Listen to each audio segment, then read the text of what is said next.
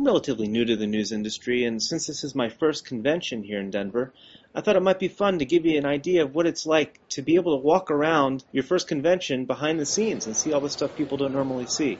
And the first thing you'll notice is security, and I'll talk about that a little bit later. But the next thing you'll notice is that once you get past security, you can actually pretty much go wherever you want, assuming you have the right credentials. So here I am walking and following my coworker here into the actual main hall. And you'll see it just kind of opens up, and this is a big arena. Now, when you see this on television, it looks a heck of a lot bigger than it really is. In reality, you have to realize this huge stage is pushed forward halfway into a basketball arena, and then everybody is sitting in front of it. So you can actually walk around there and really feel pretty intimate with the surroundings. But what's weird is that you see all these famous people, like Bob Schieffer is just sitting here getting ready to do a live shot. And they're also doing tests.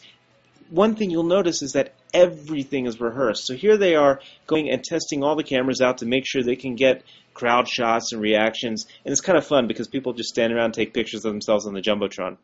But for all that glitz and glamour, this is where the real people, the news people, get to work. That's right, in storage rooms. This is where our photo editor, Rick McKay, gets to spend his day.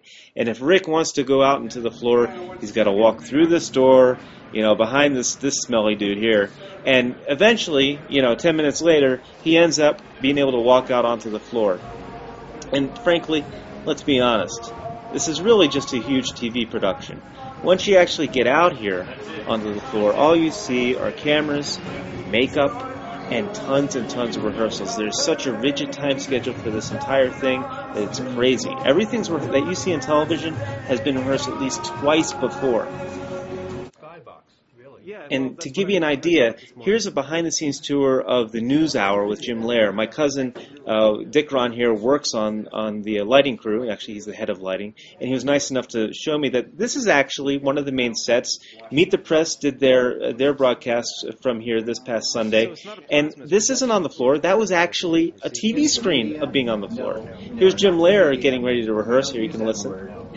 Now I know that. All right. And the people who will be making the case for their presidential ticket, Senator Barack Obama of Illinois and Senator Joe Biden of Delaware. Well, look at what lies ahead. What's the other news of the day tonight on the News Hour? And so you can see all this is done over and over. So cold in here. We found blankets.